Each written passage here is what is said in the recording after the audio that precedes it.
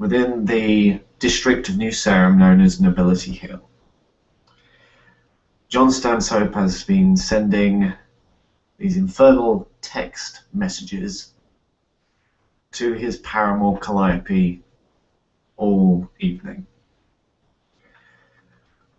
hoping that she will reply.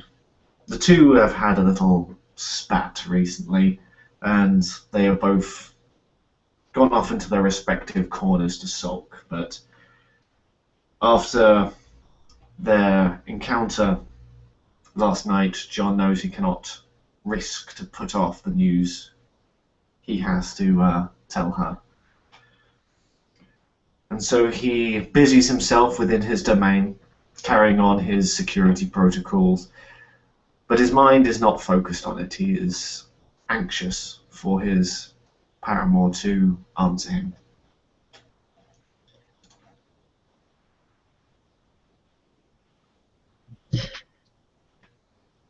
Having ignored the text messages for long enough, she takes the bike, takes the helmet off outside of the apartments that are so familiar to her, presses the button to be let in through the front door before going up the elevator and approaching the doorway to John's apartment.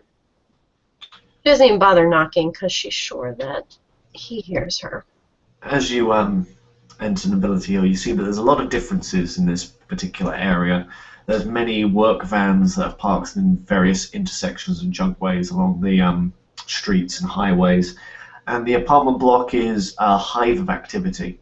The pool and main reception area is filled with people, generally very upper crust or nouveau riche people around the area who are milling around and chatting. But the retainers, in which Calliope recognized Jason amongst them, they pay her no mind and allow her straight access towards John's apartment. She enters and sees that the place has been spruced up a little. A lot of John's clutter is no longer in this apartment, which has been relocated elsewhere. Since he has the whole apartment block, he can spread himself out a little more. And out of the office, or study, as he likes to call it, John appears in a typical lounging smoking jacket, not bothering to lean on his cane as much as you would usually do in mixed company.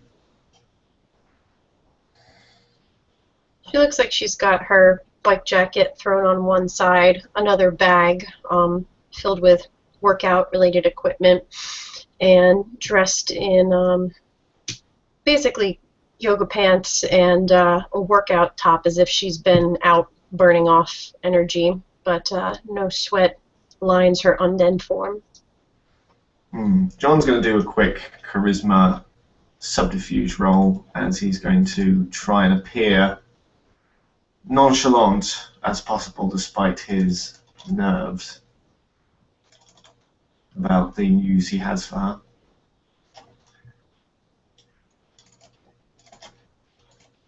So, only 2 successes. No, not even that. Only 1 success. Calliope knows him far too well, I suspect. Depending on how perceptive she is this evening. I can find out how perceptive I am this evening. And alertness here.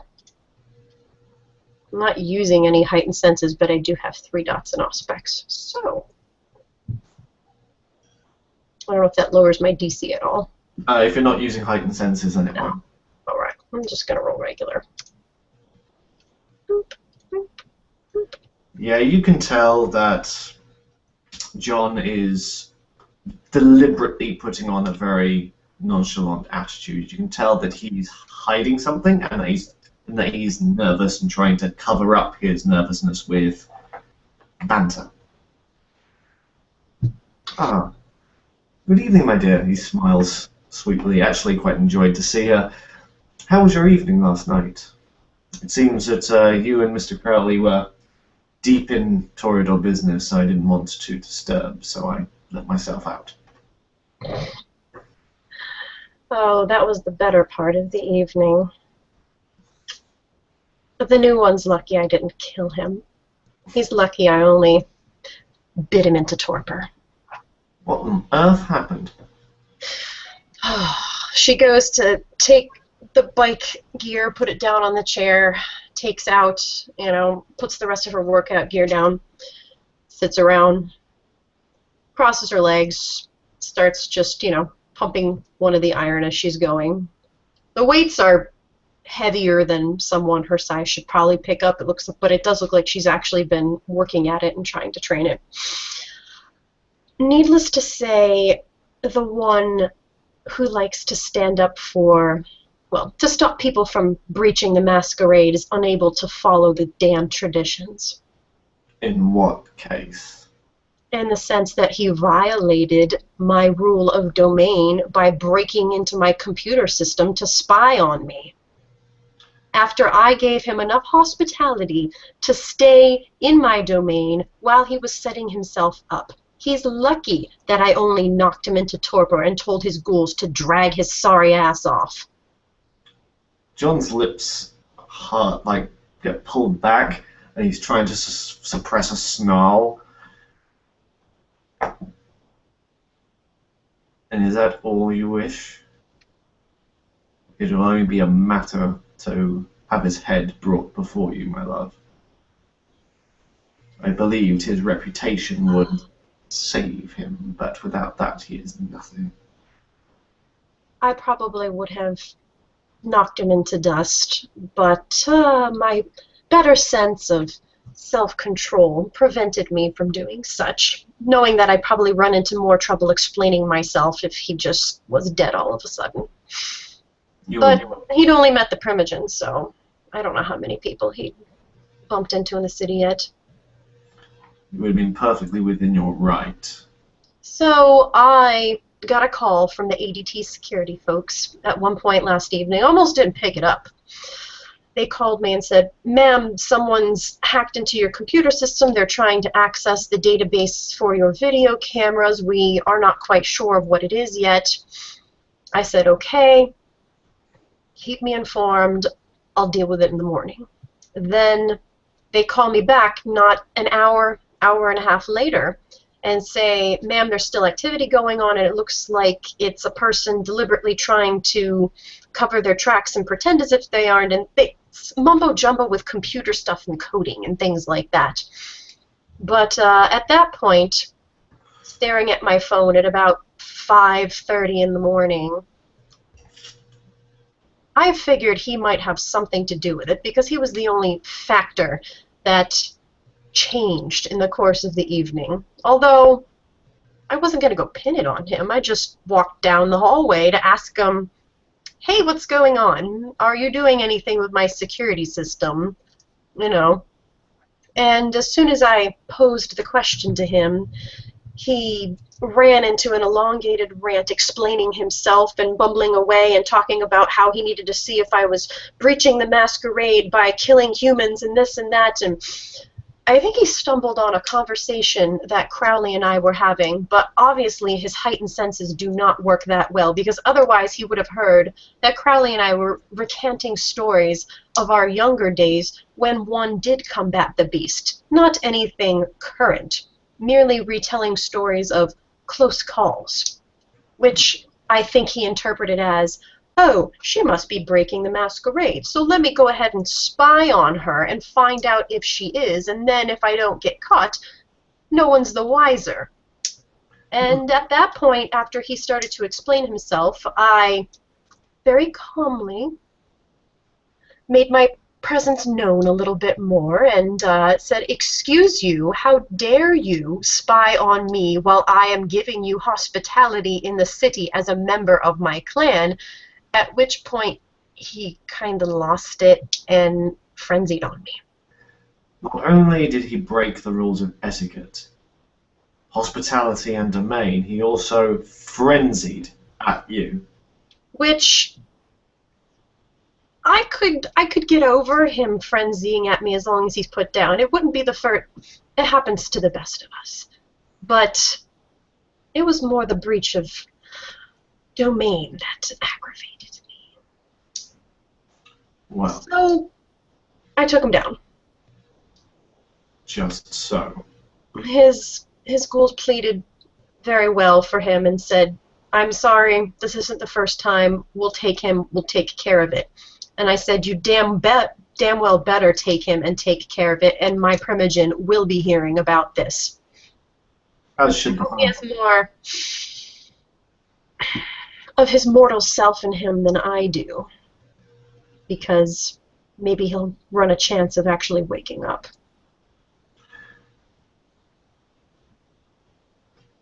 Do you want him gone? I can chat to Lysander. I don't know.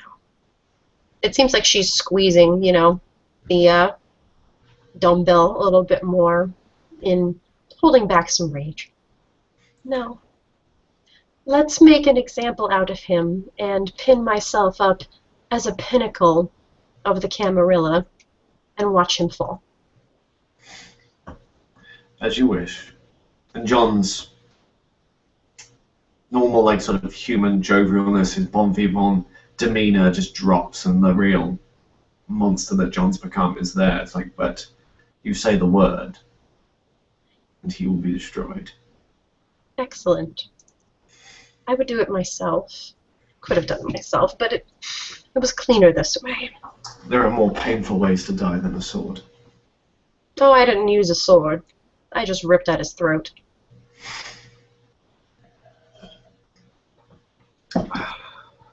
So other than the foolishness of fledglings,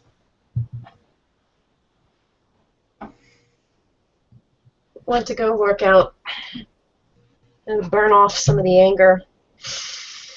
Increase my strength. I've got the speed in the dance thanks to Joshua, but she goes to pour herself a glass from behind the bar.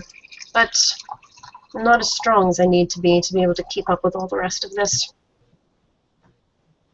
Dancer's muscles need to train them into more of a gymnast's muscles. we each have our strengths, I suppose. And it's always good to know that you're always there. Where else would I be? I have something for you. And John scurries off to the room and comes back with a very expensive-looking black jewelry box. It's very, very thin, has silver writing on an embossed jewelry maker. Pushes it across the table. She goes to look at it. It's a longer jewelry box. Mm-hmm. Oh. She doesn't open it, but just twirls the box around a little bit. I'm sorry. He says he's never used to saying those words. Never likes to. It's been bred in him since his ghouldom and his upbringing by his sire that eventually never admits fault. That you must arrogantly blithe on, lest others jump upon you. But he chokes the words out. I should not care so much what keeps you getting up and not falling into torpor every night. Whether it's ambition, business, Gokonda, I should appreciate your desires more and not dismiss them. She goes to take the pieces in hand, looking at the detail work on it.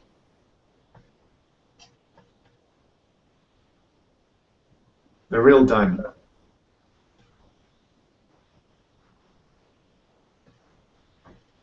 the giddy Toreador girl in her, as if John knows that sparkly things attract a Toreador like a fly to the light.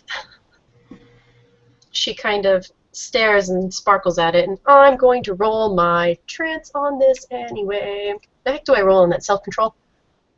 I believe so. Okay. Haven't played a Toreador in years. Oh, I'm okay. Sure. So she's not quite entranced by it, but looks it over, taking time to observe the color, the cut, the carat, and the clarity, having been a good girl raised with the 4 C's. It's lovely. Leans forward a little bit too eagerly. He's not an expert on women's jewelry, but he knows that money talks, and so has spent quite a small fortune in the hope of impressing his paramour, or at least placating her. She goes for a moment to try some of them on, pushing the hair back and putting the earrings in to see how they fall, see how heavy they sit on her. You like? A vision as always. She goes and takes off the bland, boring workout necklace and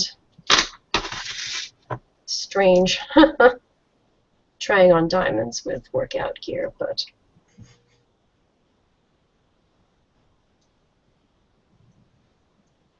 think it fit.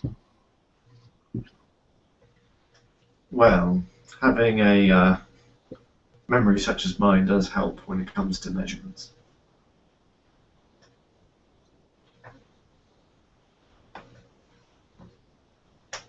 I think you just got caught up in your work. I know you don't admit things like that, but you take on a lot more than you probably need to. I know it's for a good cause, but what good is the cause if you can't enjoy yourself? A refreshing perspective. I just hope it's enough. He stands up and walks firmly across the beautiful view of Nobility Hill. I cannot say it hasn't paid off. This entire district, 6 or 7 blocks, is now my domain. My standing with the city is one of the highest. Can you hold it all? I can. With a little delegation. It'll take a while to streamline it to my liking, but it works. And it means that I can sit on that Primogen council table without fearing reprisal for my sudden elevation. Who else is on that council now? It's you, it's Crowley. We haven't seen Paige in forever. Joshua. Who else is around? Joshua isn't on Primogen council. It's Cole, has been for some time. Shows you how long I've been hiding in my hole. No, Brody Innes is the new Tremere Primogen.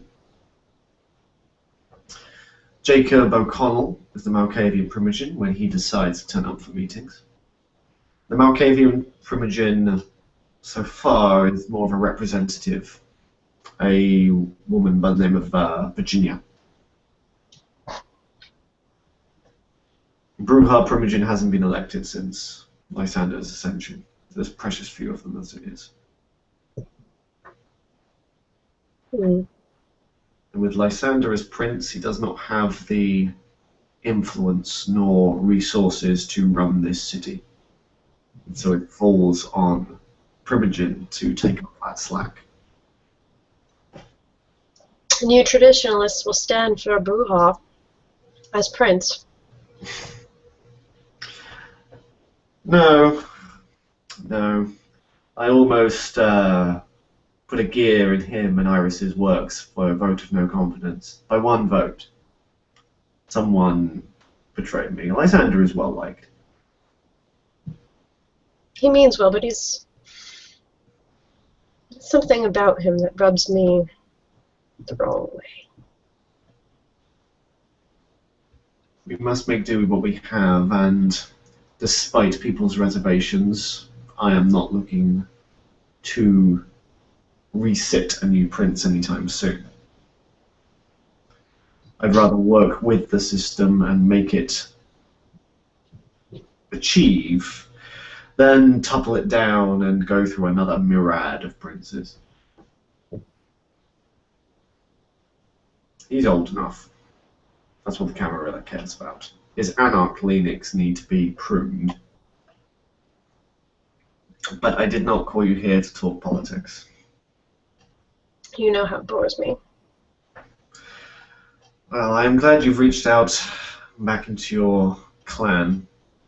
Although I have to say I do not trust Mr. Crowley. He's too cunning by half. That's good. I haven't had any Toreador around since Nazira went back off and on excavation. I need somebody else in clan that can show me how to navigate the finer points of being of the Rose. Hone my other sets of skills. Yes, I suppose the Neonates Codex and this new one, Cole, aren't going to teach you anything new. No.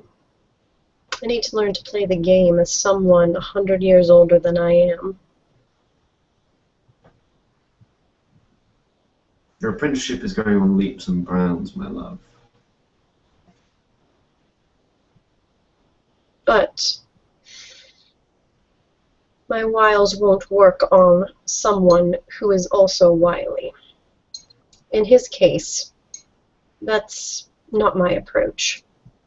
But I can always stay under his wing and learn and observe and better myself. I'll have to win Crowley over in other ways. A passing glance and a smile won't work in his case. He plays the game too. Despite his exterior, he's just as twisted. Aren't we all? Just be careful. That cat has claws. He may appear as a fop, as you say, but there's a cunning mind beneath, and I can't work him out. That scares me. Well, intrigues me. Freezes for a second, and he's going to try Aura Perception on Calliope while talking about Crowley. Need to bring up my page in my book, because I need to get the colors. Excuse me. 136, right? Yeah. Is it Perception? Okay, so hold on. Aura Perception is Perception plus Empathy DC 8. Mm-hmm. And I've just learned that Heightened Senses doesn't reduce the difficulty for Aura Perception. No. In game, so I'm going to spend a willpower. I got loads. Oh, you goddamn ones! Oh, I didn't even see yet. Oh, so, that's not a botch, but it's no successes. 5 willpower, so it's 1 success. Yeah, okay. But that's like, she's a vampire. Give me half a second to get my page up here. Almost there. So, 1 dot gives you... Can distinguish only the shade, pale or bright. And I'll give you a color, right? 2 successes is main color, but that's stupid. Let's give you a freaking color. You know I'm a vampire. And this is in relation, I guess this is in relation to what we're talking about Crowley, right? Yep. Let's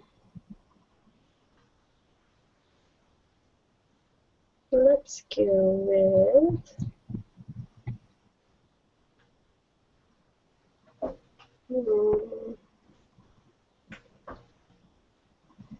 Let's go with shades of purple. Shades of purple, eh? Mhm. Aggressive. No. That's what it says. Okay. Oh, aggressive. I meant to say violet. There you go. Violet is purple. Excited. But it's not really just like violet, you know? Mm-hmm.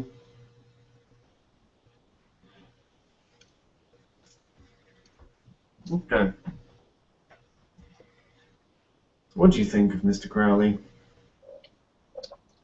I think that I need a new parent and someone that I can learn things from within my own clan, and someone who's as devious as I am.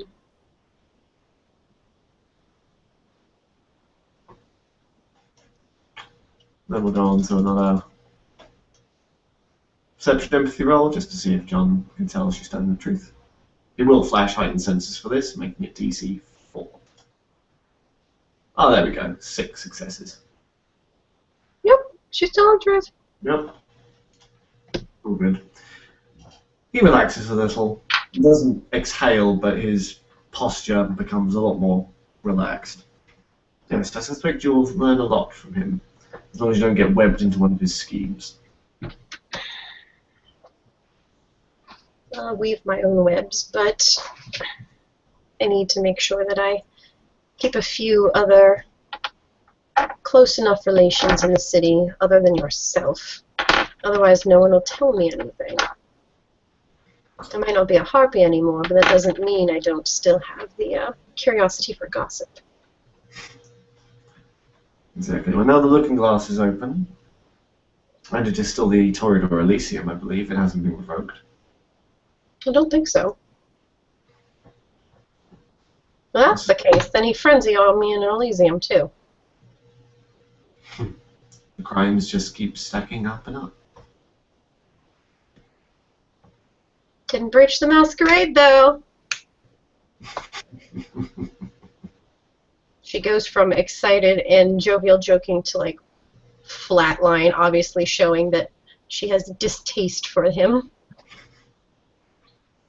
The fool can either be made an example of, or he can dance to our tune. He is inconsequential to this level of the game.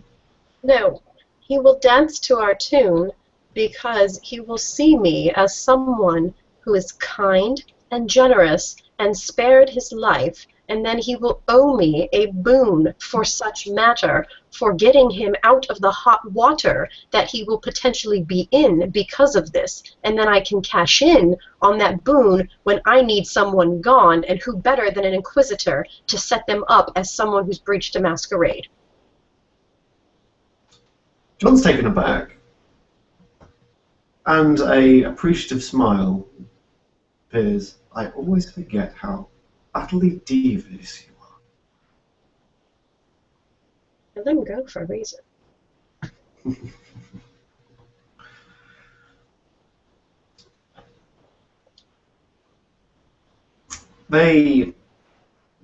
John chats about some inconsequential stuff for a while, just trying to move the subject on and trying to get her into a much more relaxed state of mind. Let's see how he does. If he wants to roll on that. Yeah, although his charisma, I suppose. Expression, maybe? Okay. You want to do resisted? It's up to you, like how... Ah, lovely. And I do have a specialty in charisma, so 1, 2, 3, 4, 5, 6. I'll probably do charisma empathy here. Mm-hmm. And since she's not really resistant to it, I'll go ahead and make the DC 7. So she only gets 2. So, yeah, he gets her in a better mood.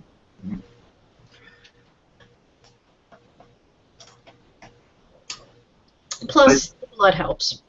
Mhm. When he fetches another bottle and pours it for her, his face is now quite serious. Little twinges of somber.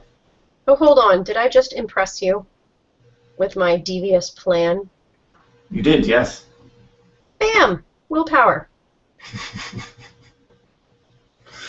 Regain a willpower when you impress another person, or regain a willpower when you make a goal without any flaw or impediment, or motivate another to succeed due to your shining example of awesomeness.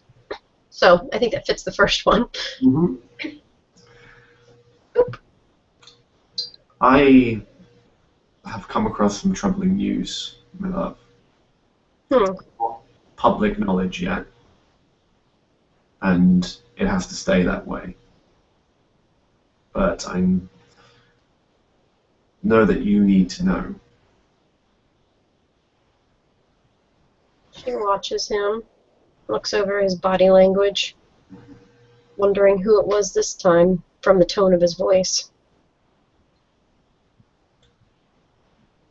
A few nights past, there was a Anarch concert held at the Eagle. There was a Sabbat attack, a Zamishi monster. The beast was felled, but at great cost. Joshua Deep is no longer with us. What? Reports from the sheriff say that he sacrificed himself so the beast could be subdued and the safety of the others.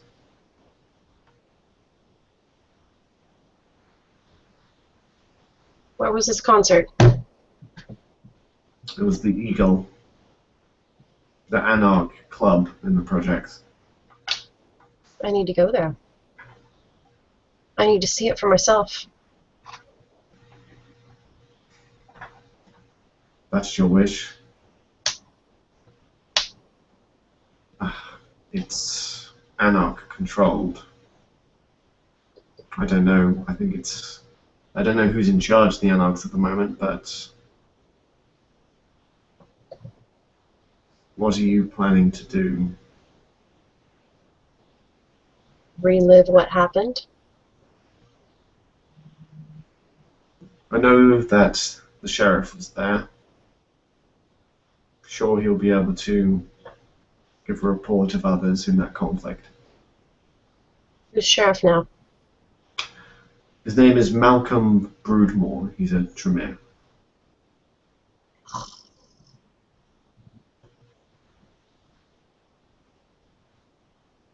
She hisses when he mentions that he's a Tremere.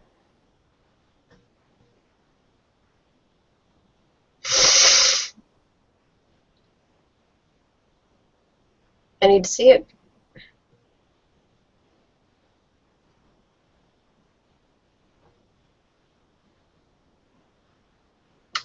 She's probably going to roll, I don't know, conscience? Yeah, let's do this. Yeah, she does okay. To not just want to kind of go off and beat the living snot out of some other stuff or go off on a vengeance rampage.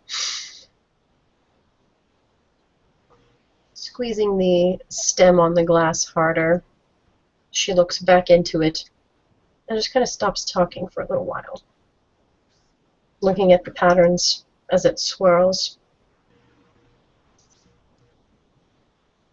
John will also wait there in silence. He won't stare at her. He'll allow her that moment of privacy, I suppose, in her own mind to sort through her grief and thoughts on the subject.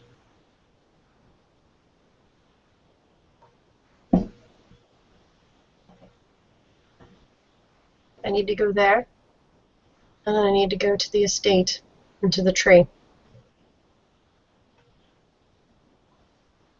As you wish. We'll have a car brought round. I need a car. Bike's out front. My love, you're in no emotional state to deal with the Anarchs on your own. Driving has no effect. My emotional state has no effect on the driving. No, but you might frenzy at the Anarchs. It wasn't the Anarchs that did it. It was the Tzimisce, was it not? Yes. The Anarchs were responsible for holding the concert and making a great big neon sign to where Kindred will be gathering. Also, if they refuse to allow you in, I am not sure you would take that well. Their having a party is not responsible for that. I need to go and see if I can find any better clue as to which flesh crafter made this abomination. Killed one before.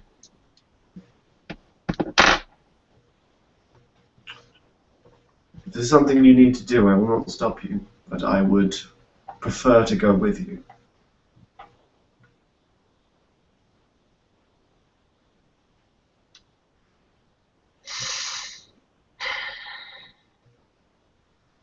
As you wish. And she digs into the bag and tosses him the second helmet. I have a car. I'm not taking the car. You can ride on the back, or you can take your own car. We're going into Anarch territory. I'm going to be bringing Jeffrey and Jason, and a few rifles. Then I'll take the bike, and you can take the car. But I suspect as she gets up and starts leaving, just that's Pretty much. the argument. John's like, but realizing that she's far too quick for him to actually form an argument before she's out the door, and then just, damn it, and starts putting the bike helmet on and running towards her, turning round, running back, grabbing his cane, and then running down the stairs. I suppose we should end the scene there. Yeah, we'll have to get the other people for the rest of it.